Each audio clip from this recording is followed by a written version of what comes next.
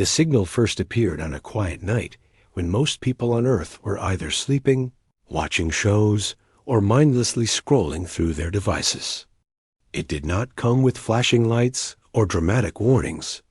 Instead, it arrived as a strange pattern hidden inside normal space noise, something that only a few observatories even noticed. At first, no one thought it was anything important. Space was always full of strange sounds.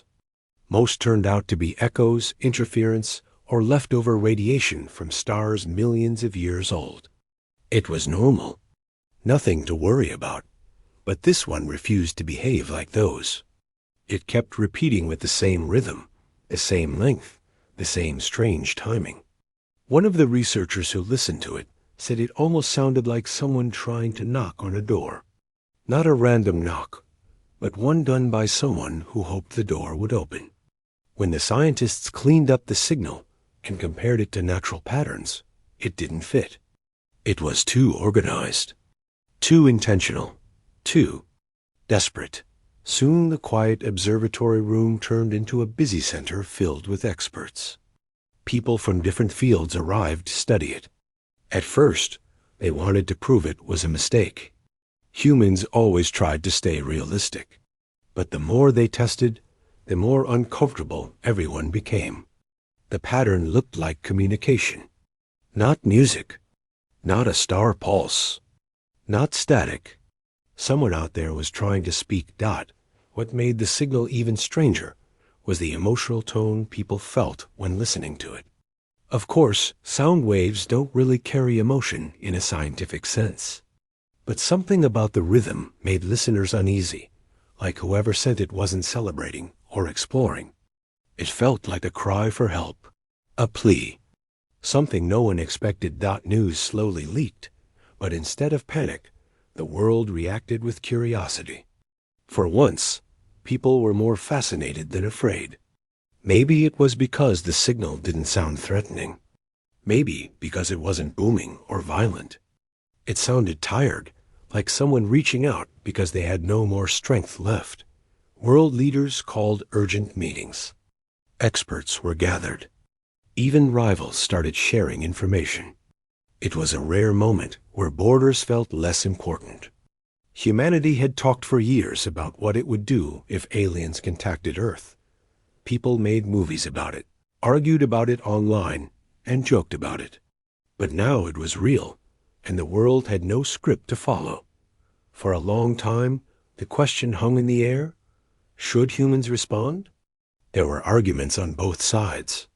Some believed responding might call danger toward Earth.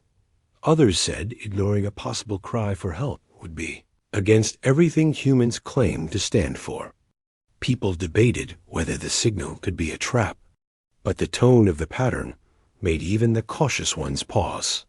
If it was a trap, it was a strange one. If it was a threat, why did it sound so weak? Eventually, after days of arguments and analysis, a choice was made. Humanity would respond, but carefully.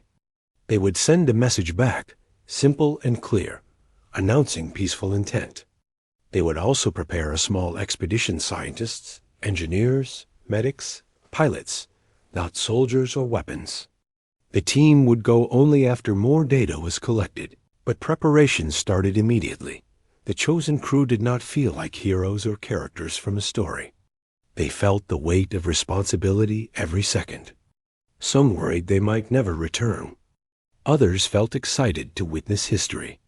All of them understood that whatever waited out, there was unknown. But they still chose to go. Not out of ego, but out of curiosity and a quiet belief that humans should help when they can. Before departure, the team listened to the signal again. By that point, researchers had managed to partially decode a few patterns. Not full words, not sentences, but scraps of meaning: distance, danger, collapse, help, and something that translated roughly to "we cannot survive alone." Hearing that shook the room. The crew spent weeks training, studying emergency procedures, learning how to communicate through symbols and images in case spoken language failed. They learned how to handle unknown environments, how to respond to unfamiliar biology, and how to avoid causing harm by accident. Everything had to be done slowly, carefully, respectfully. People around the world followed every update. Social feeds flooded with excitement and fear. Some posted theories. Others shared prayers. Children drew pictures of imagined aliens. Many felt a strange pride, not because humans were powerful, but because they were choosing compassion. This mission wasn't about conquering or bragging. It was about responding to someone in need. When the day of departure arrived, crowds gathered in silent groups outside launch centers and city screens. Even those who usually complained about the government or the world's problems paused to watch. The ship stood tall and bright against the sky. It wasn't a war machine or a fancy luxury craft. It was a practical vessel built by many nations together. A symbol of cooperation rather than control. The crew walked through the launch bay, feeling thousands of eyes on them, even from people watching on screens across the world. None of them smiled widely or waved dramatically. Instead, they wore steady, calm expressions, like people who had accepted a mission they didn't fully understand, but were determined to carry out. Inside the ship, the atmosphere was tense, but hopeful. Systems came online one by one. Communications lit up. Engines hummed. The ship felt alive, ready to carry human hopes into a part of the galaxy no human had seen before. As countdown began, one of the crew members whispered that they hoped the ones who sent the signal were still alive to hear their response. No one replied, but many silently agreed. The launch shook the ground. It sent a roar across the sky and left a trail of fire behind. People cried, cheered, or watched quietly with hands clasped. For the first time in a long time, humanity felt united in purpose. Even if only for a moment, once the ship broke free from Earth's gravity and drifted into the deep black of space, the crew finally relaxed a little. They shared small conversations and simple jokes to reduce the pressure in their chests. But the signal kept playing in the background, reminding them of why they were out there. It was a steady beat that sounded almost like a heartbeat, but weak, fading, urging them to hurry. Days passed as the ship traveled through space. The closer they got to the source of the signal, the more unstable it became. The rhythm started breaking.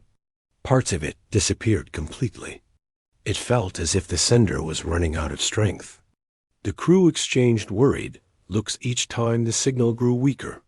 They increased speed, stretching their supplies, pushing their engines harder. As they approached the system where the signal originated, sensors detected damage everywhere. Planets looked scarred. Stations lay in pieces. Structures floated, broken in orbit. It was clear that something terrible had happened long before humans arrived. Whatever civilization lived there had suffered beyond imagination. The crew stared at the data in silence. Even though they had expected trouble, seeing the destruction up close made everything feel heavier. These beings had not sent the signal for casual contact. They sent it because they had nowhere else to turn, and humans were now close enough to answer. The ship continued forward, carrying every hope, every fear, every question humanity had. The crew didn't know who or what they would meet. They didn't know what dangers still waited in the ruins ahead. But they were ready to step forward, not as conquerors or explorers, but as helpers. Because when someone asked for assistance across the endless dark, humans chose to give everything they could. When the human ship finally entered the alien system, the crew expected trouble, but nothing truly prepared them for what they saw.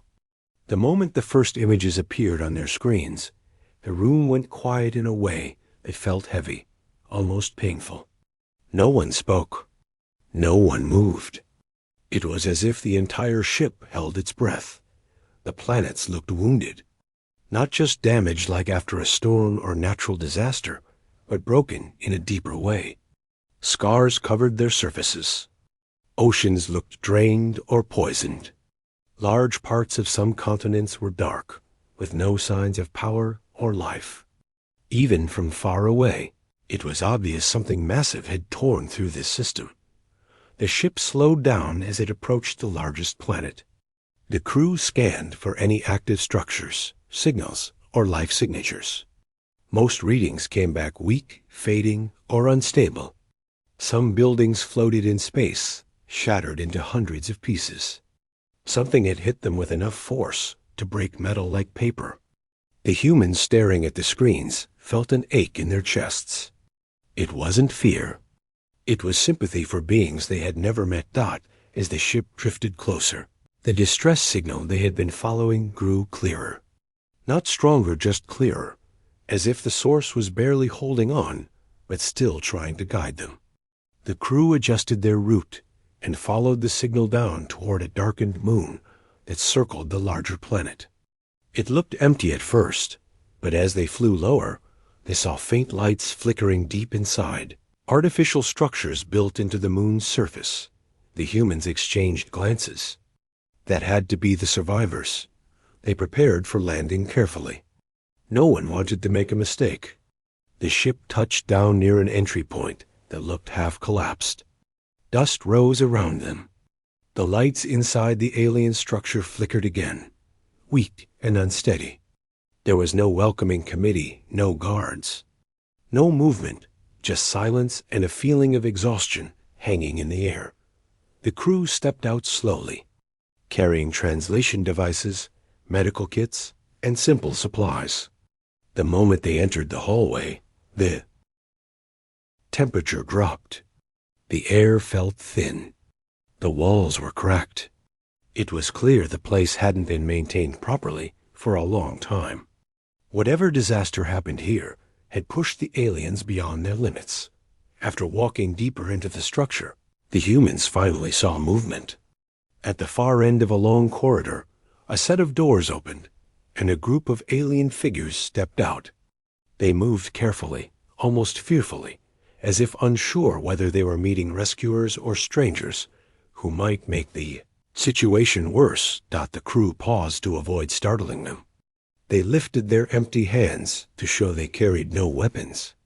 Slowly, the alien figures approached.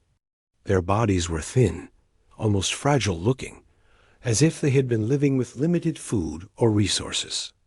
Their skin had lost its natural color. Their eyes looked tired in a way that no translation device could explain. They didn't appear dangerous.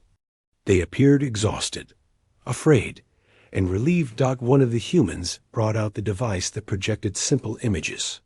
It showed a symbol of assistance, something universal and gentle. The aliens watched it, then exchanged looks among themselves. One stepped forward and activated their own projector. Their images were blurry but clear enough. Fire, collapse, loss, and a plea for help. The humans nodded. That was exactly why they had come. The aliens led the crew deeper into their underground base. Everything looked like it was on the edge of failure. Machines vibrated weakly, lights blinked, and air filters sounded strained. Even the floors had cracks. Every step felt like stepping into a place that had barely survived something far larger than itself. As they walked, the aliens showed them what had happened.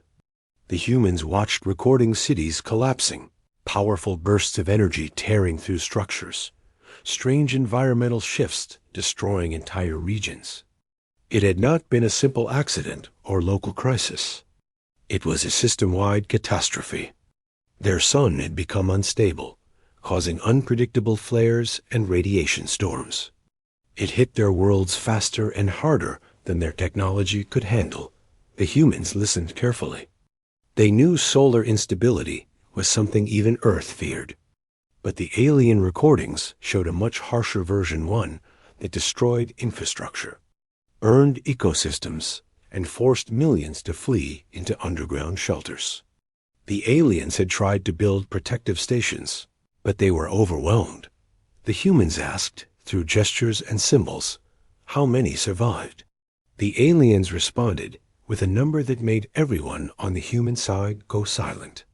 It was much smaller than expected. What used to be a proud, thriving civilization across several planets had been reduced to a fraction of its population. The human crew felt a wave of sympathy wash over them. The aliens didn't look like powerful beings from stories. They looked like victims of a disaster too large to control. The human medic stepped forward and scanned the aliens gently. The results showed malnutrition, dehydration, and health issues caused by long-term stress and environmental damage. When the humans offered food and water, the aliens hesitated for a moment, unsure if it was safe. But after one of them cautiously tasted it and didn't react badly, the rest accepted it with hands that trembled not from fear, but from hunger. Seeing this made the humans' resolve stronger. They understood now. This wasn't first contact with a mighty galactic empire. This was meeting survivors who had lost everything and were barely holding on. The aliens guided the crew into a control room. Screens showed failing power levels. Life support systems flickered dangerously low. One of the aliens touched a broken panel with a look that clearly showed sadness. They had been trying to repair everything, but their tools and their strength were running out. The human engineers stepped forward immediately. They examined the panels, the wiring, the generators. Their eyes lit up not with excitement, but with recognition. Some of the alien tech was advanced, but the problems were basic: overheating, unstable circuits, blocked vents, and disconnected energy nodes. The kind of issues humans could fix with enough time and effort. The humans rolled up their sleeves and got to work. They removed damaged panels, tightened connections, and stabilized the supply lines.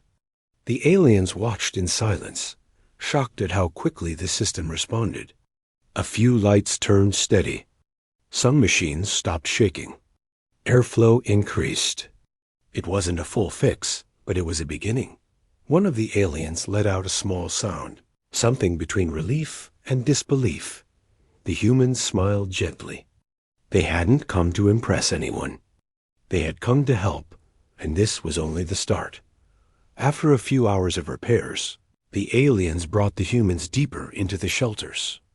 They showed them the children and elderly, the ones who needed the most help. The humans didn't speak the same language, but the expressions on their faces needed no translation. They wanted to live. They wanted hope. They wanted someone to stand with them.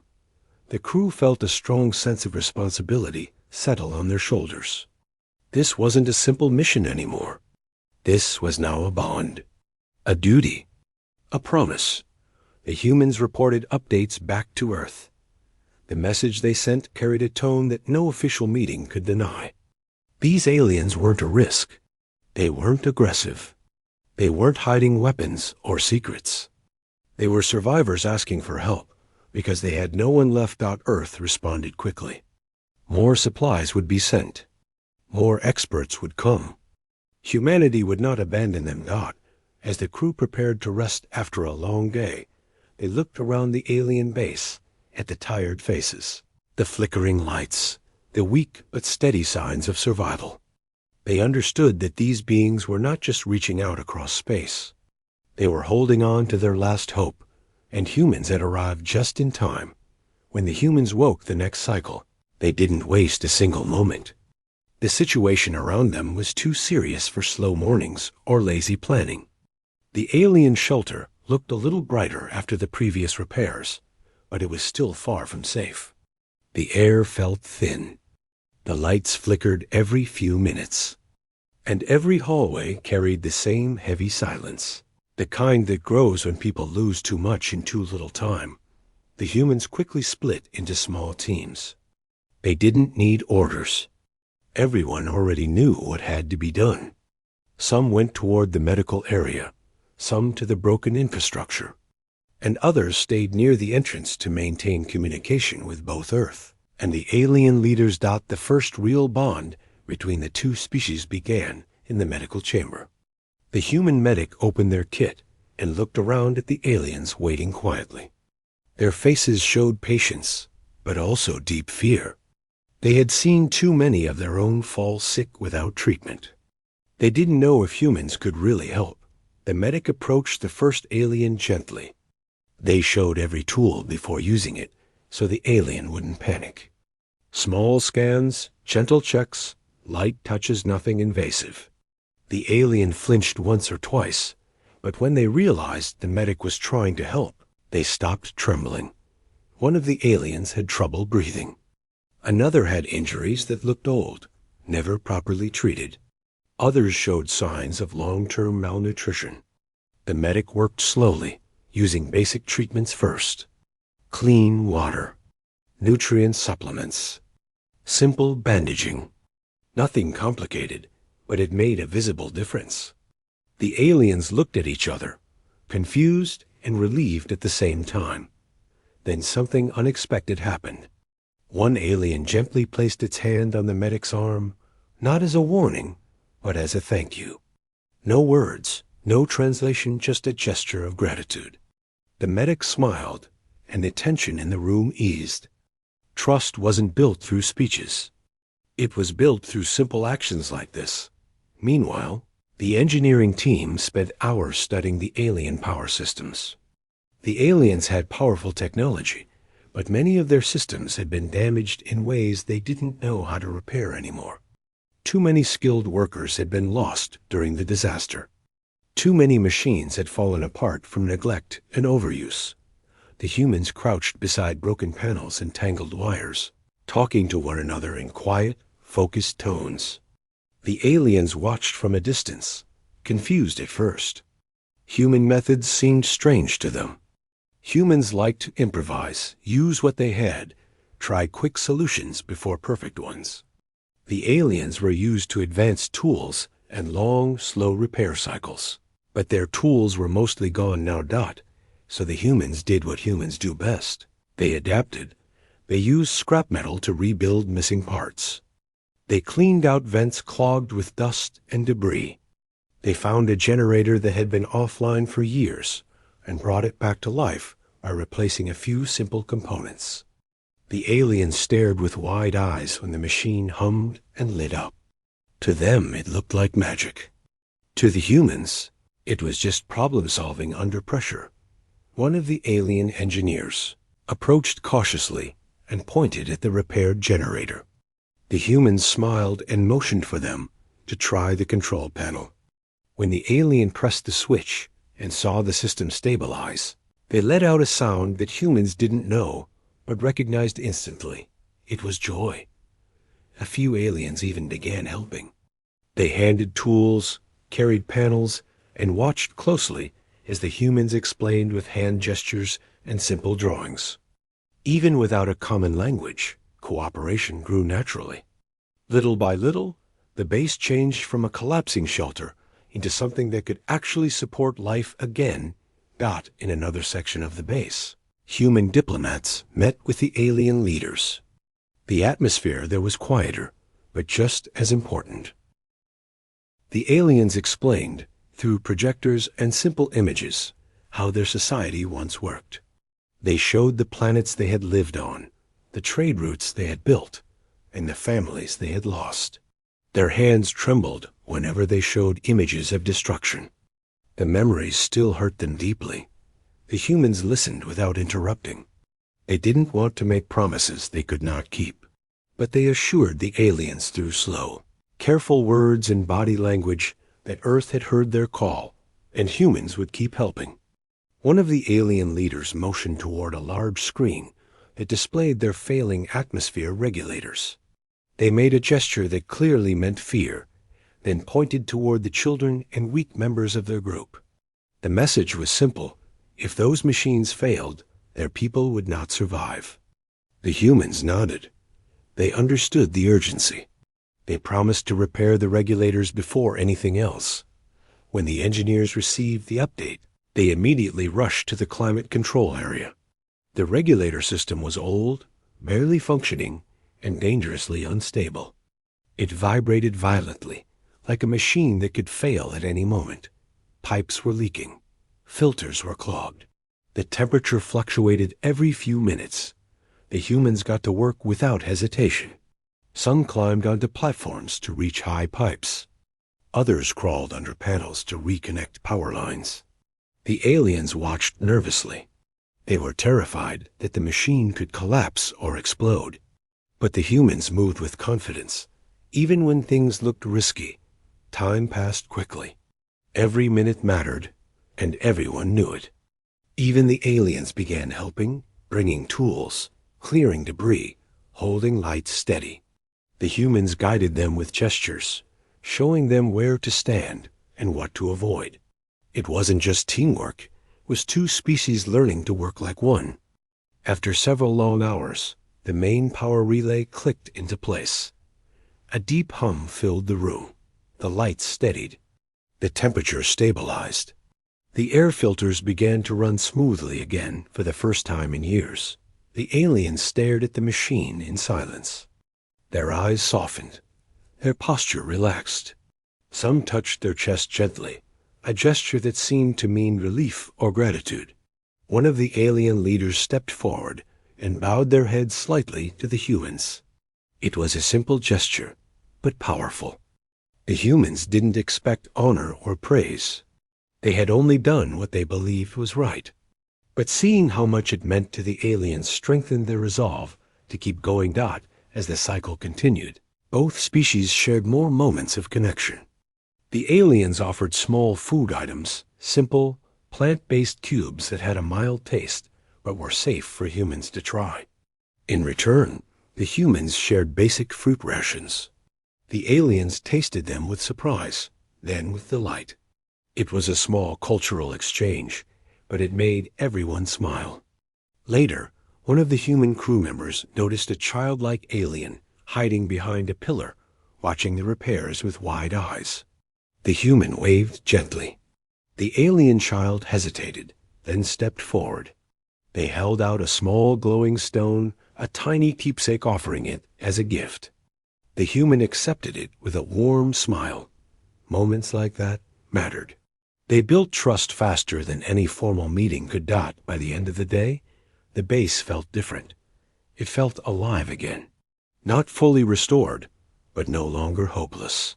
The humans had improved airflow, stabilized power, treated the sick, and begun teaching the aliens how to maintain repaired systems.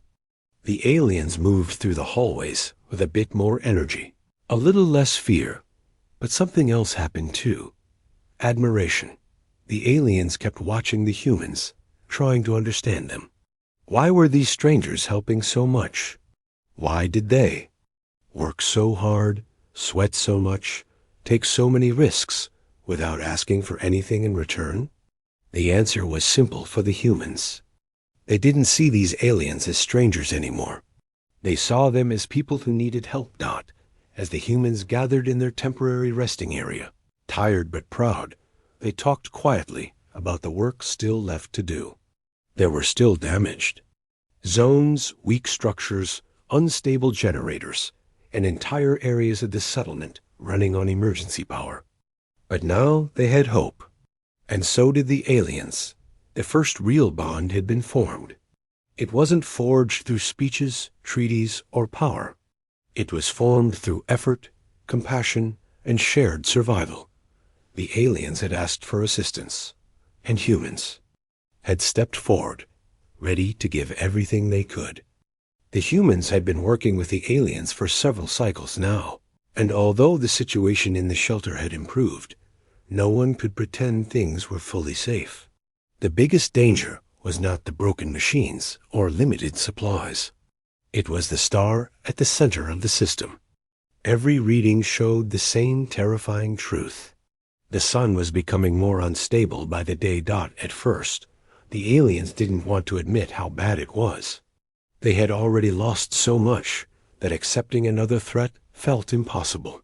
But when the humans studied the data and compared it with their own instruments, they realized the danger wasn't something far in the future. It was coming soon. Too soon.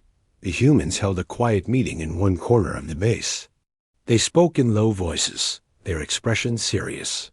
They knew that if the star released another massive burst, the fragile shelters would not hold. The machines they repaired would not stand a chance. The aliens would not survive, and the humans themselves wouldn't either. But when they looked at one another, the same decision filled the room. Leaving wasn't an option. They had come to help, and they weren't going to run at the first sign of danger. Humans have a habit of staying when things get difficult, of choosing compassion, even when it puts them at risk.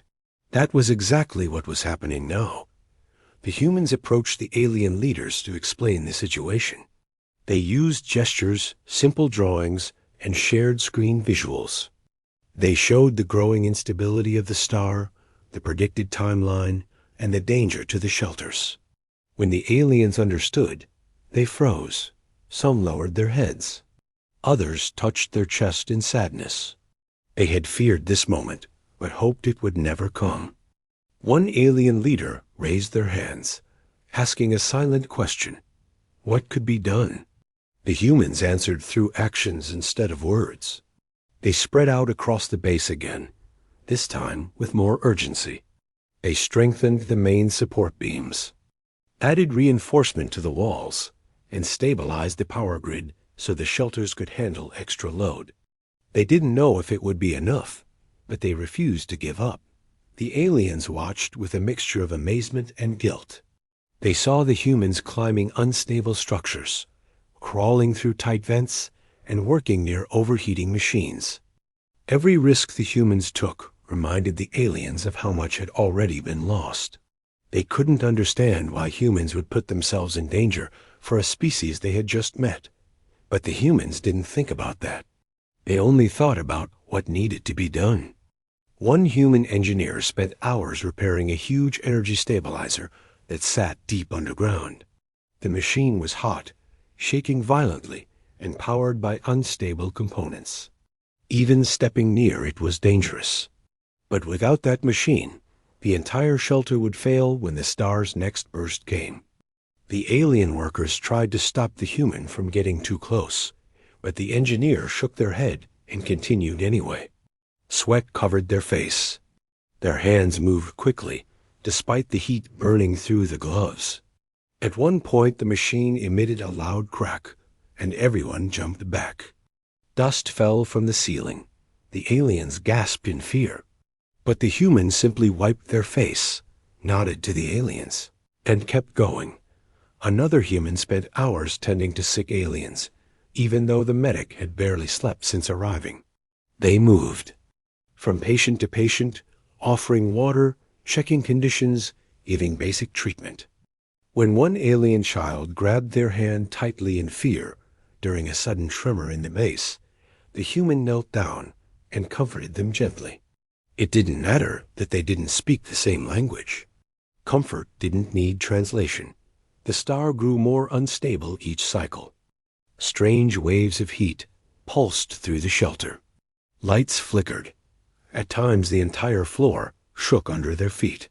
The humans worked through each tremor, holding tools steady and tightening bolts, even when their hands trembled from exhaustion.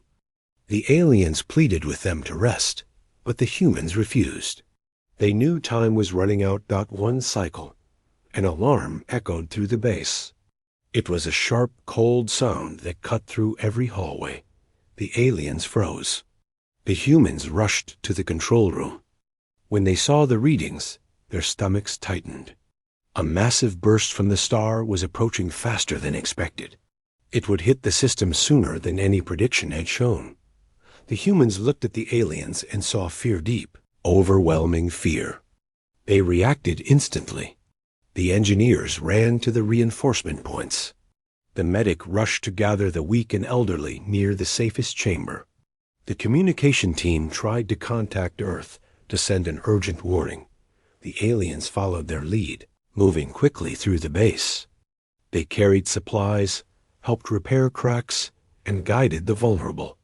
It was no longer humans helping aliens, or aliens depending on humans. It was both working together against something larger than them. The shelter began shaking violently. Dust fell from the ceiling. Machinery rattled. A pipe burst in one of the corridors, spraying steam.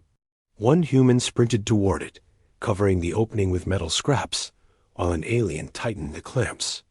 The steam burned their arms, but they didn't pull away.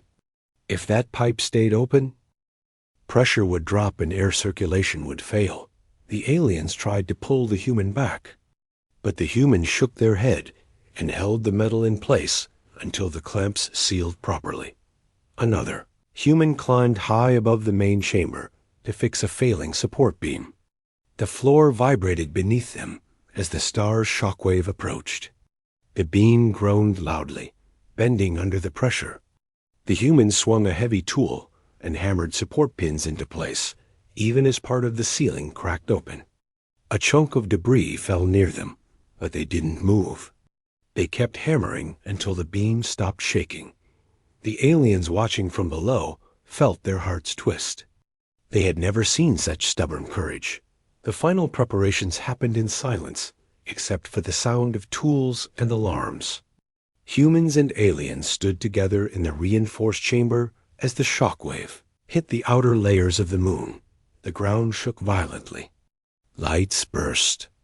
The entire shelter groaned like it might collapse. The aliens clung to each other. Some grabbed the humans' arms tightly.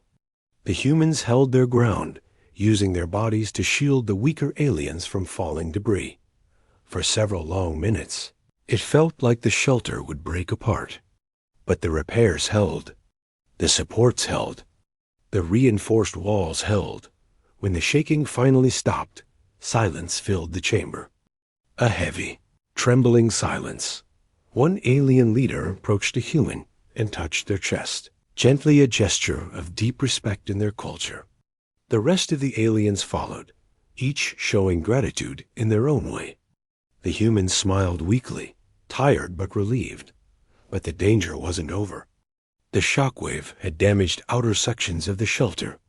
One human volunteered to check the outer corridors. Even though everyone knew the air, there might be thin and the structure unstable. The aliens protested, terrified something might happen to the human. But the volunteer insisted. They ventured out with a small team of aliens, finding cracks in the walls and failing panels. They patched what they could, stabilizing pressure long enough to prevent collapse. When they returned, covered in dust and exhaustion, the aliens surrounded them with relieved gestures. That cycle changed everything. Until then, the aliens had been grateful. But now they understood something deeper. The humans weren't helping because it was an assignment. They weren't helping because they wanted praise. They were helping because it was the right thing to do, even when it meant risking their own lives. The aliens had suffered so much that they had forgotten what real support felt like. But now they saw it clearly. Humans were not just visitors, they were protectors. They were partners. They were the ones who stayed when others might have run. And the aliens silently wondered how far these humans were willing to go, because the next danger might demand even more. The final phase of the rescue began with a calm that felt almost unnatural. For days, the humans and the alien community had been working nonstop, repairing systems, moving families, strengthening shelters, and guiding people through evacuation tunnels. But now the sky above the damaged world had grown bright again, brighter than before, and every sensor warned that the dangerous cosmic event was approaching much faster than anyone predicted. Even standing on solid ground felt unsteady, as if the whole planet exhaled with worry. The humans gathered near the main control station, where the large panels displayed shifting lines and warnings. There were only a few hours left before the shockwave reached the closest colony. The alien leaders stood nearby, watching the screens with eyes full of fear, hoping the humans would tell them something reassuring. But the humans did not hide the truth. They knew the next steps would be harder, more dangerous, and there was no guarantee everyone would make it out safely.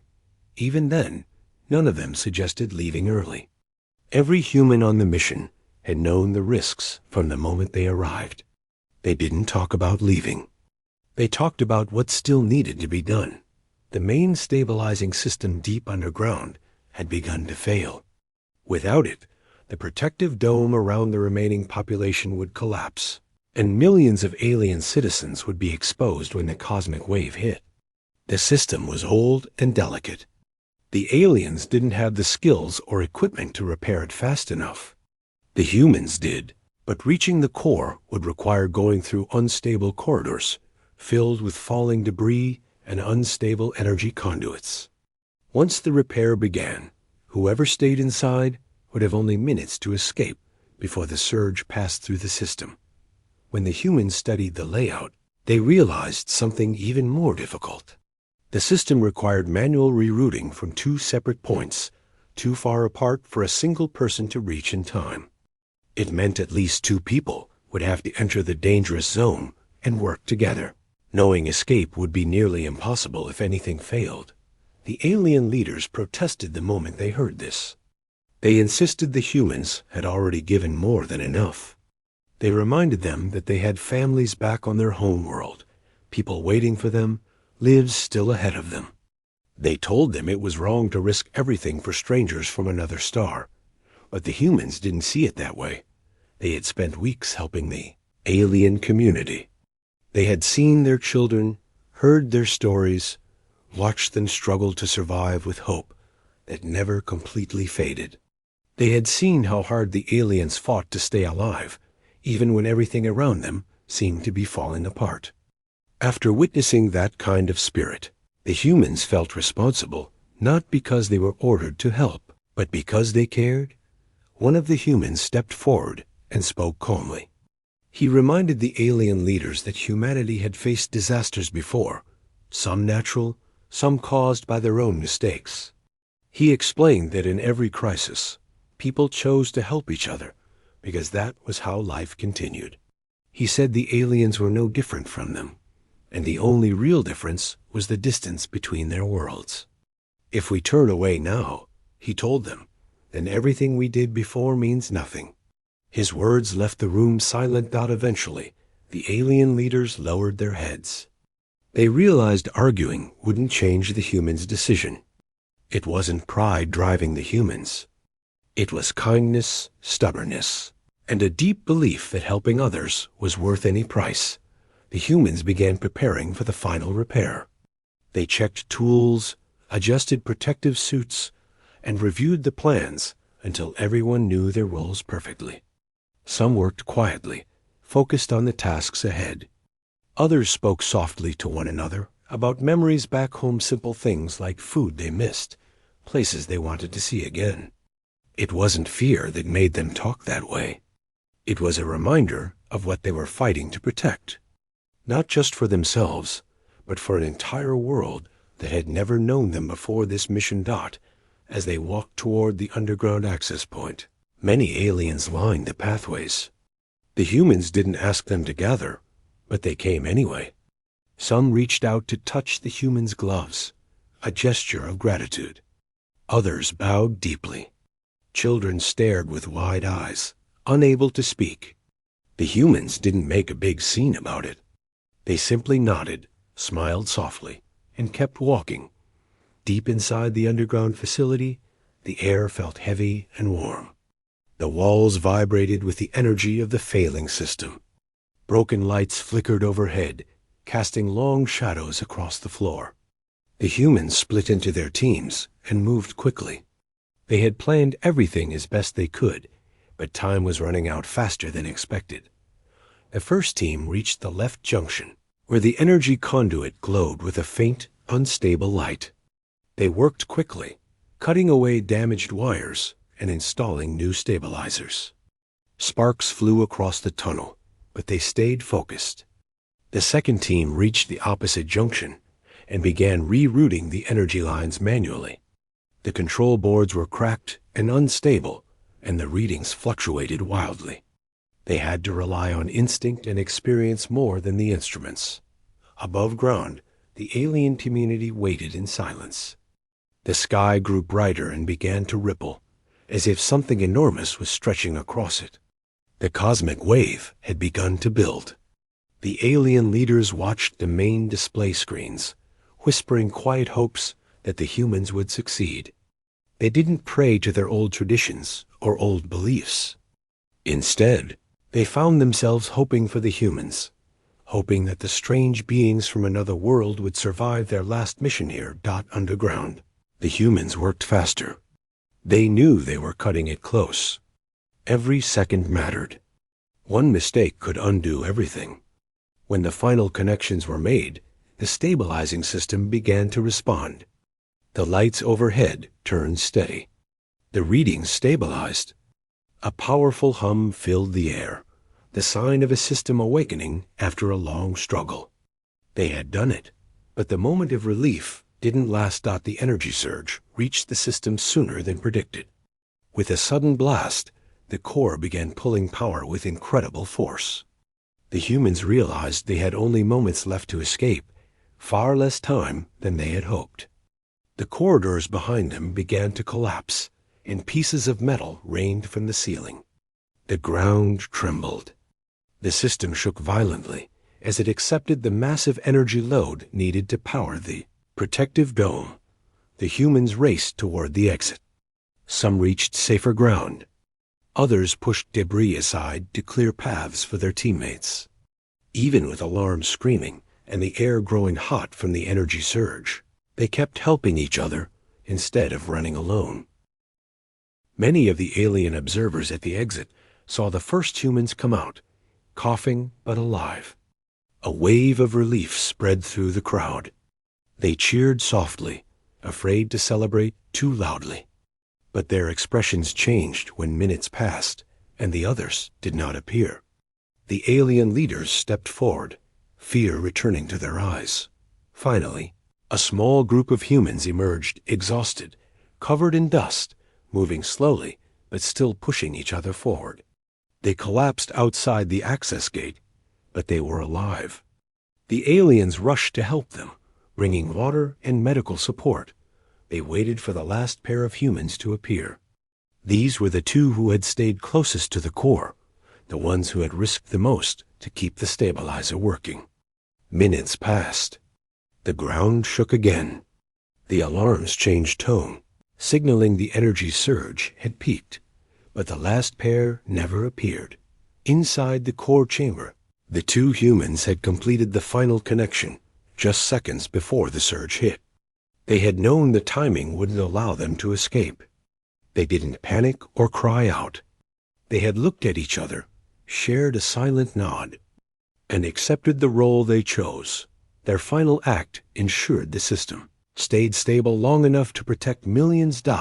When the aliens realized the final pair wasn't returning, grief spread through the crowd. Some cried quietly. Others closed their eyes in silence. The alien leaders bowed deeply, honoring the humans who stayed behind. The protective dome above them glowed brightly, a shield strong enough to withstand the cosmic wave, thanks to the final sacrifice. When the cosmic event finally hit, the dome held perfectly. The ground shook, but no one outside was harmed. The sky lit up with blinding white light, but the shield stood strong. When the light faded, the colony was safe. Millions had survived because a handful of humans refused to leave until the job was done. In the days that followed, the alien community spoke constantly about what the humans had done. Their bravery became a part of every conversation, every memory, every moment of relief. The aliens didn't see the humans as heroes because of strength or technology. They saw them as heroes because they chose compassion over safety, kindness over fear, duty over comfort. They had given everything not for reward, not for praise, but because they believed no life, no matter how alien, was beyond saving. That belief would change the galaxy forever. After the danger had passed, the world felt strangely quiet. The sky no longer glowed with dangerous light, and the ground no longer shook with unstable energy. Instead, a calm breeze crossed the damaged land, as if the planet itself was finally breathing freely. But the calm didn't erase everything. It didn't erase the memory of what the humans had done. And it didn't erase the feelings that stayed heavy in the hearts of those who survived. The alien community gathered outside the newly repaired dome, looking toward the horizon where the last wave of light had faded. Many of them still held tightly onto each other, afraid that letting go would somehow bring the danger back. Some whispered in relief, some cried softly, and some simply stood still, trying to understand the weight of what had happened. They all knew the same truth. They were alive because of the humans.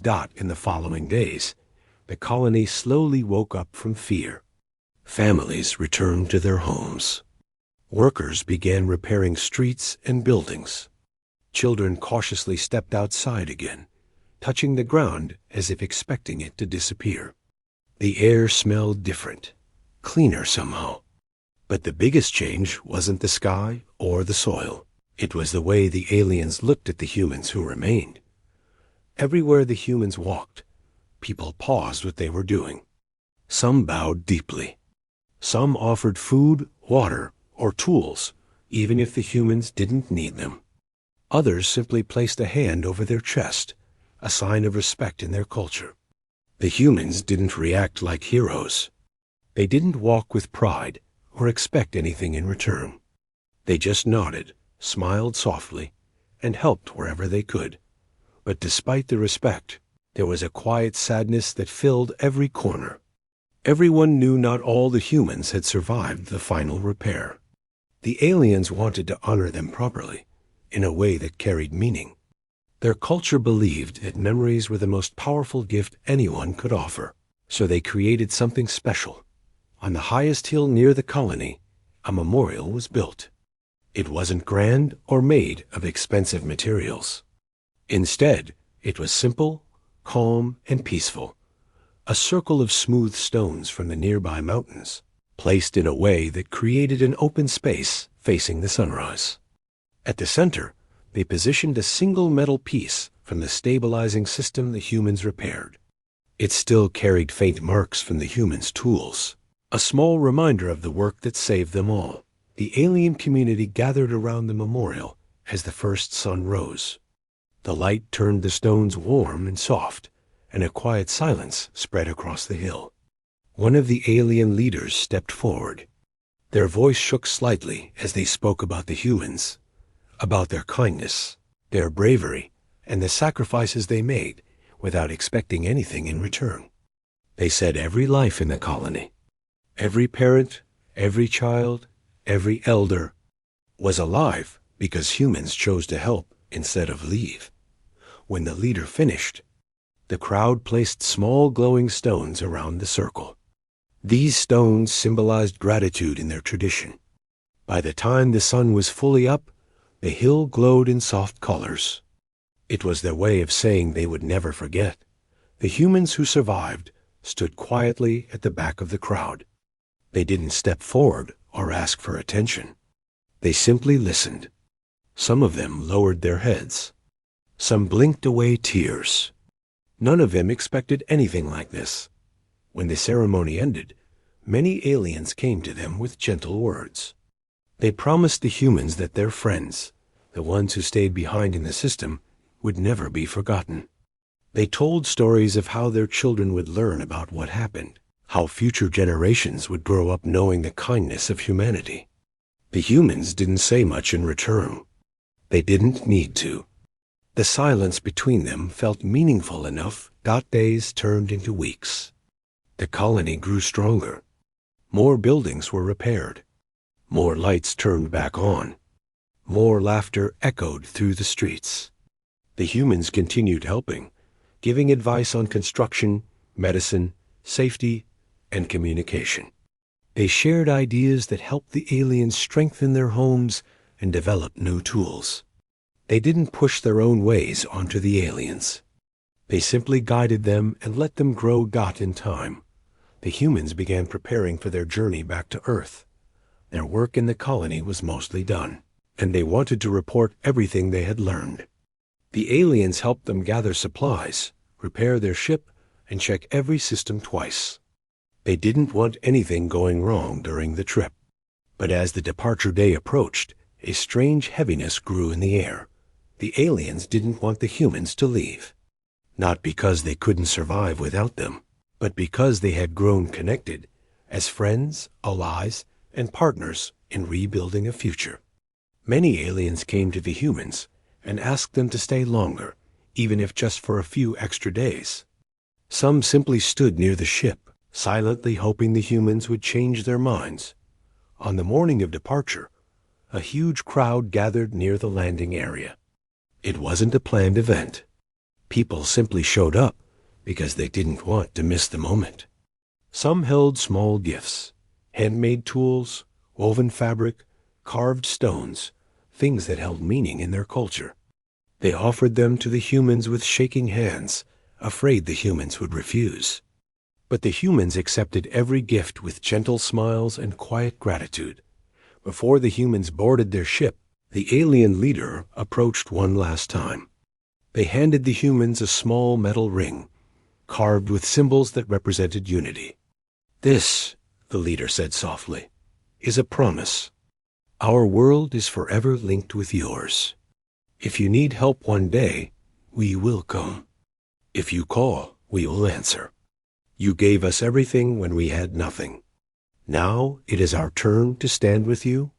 The humans didn't know what to say. They had come as rescuers, not expecting anything in return. But hearing those words made something warm settle in their hearts. They promised they would visit again, not as rescuers, but as friends. When the ship finally lifted off, the entire colony watched. The engines glowed softly, and a long streak of light followed the ship into the sky. The aliens stayed long after the ship disappeared, staring at the empty sky with quiet respect. Months later, when the humans finally reached Earth, they shared everything: the mission, the dangers, the losses, and the final rescue. The story spread quickly. People everywhere talked about how humanity had helped a distant world, not for power or glory, but simply because it was the right thing to do. The alien survivors kept their promise. 2. They rebuilt their world, strengthened their cities, and shared new messages with Earth. They sent updates about their progress, pictures of the rebuilt colony, and recordings of their children saying thank you in soft voices. And then one day, a message reached Earth that changed everything again. The aliens invited humanity to join them in exploring deep space, not as strangers, not as distant allies, but as partners. They wanted humans to walk beside them, discover new worlds together, and share knowledge across the stars. They even built a new station in orbit, a place where both species could live, work, and learn from each other. When the first joint exploration ship launched, humans and aliens stood side by side on the deck. They looked at the endless stars and felt the same hope. The universe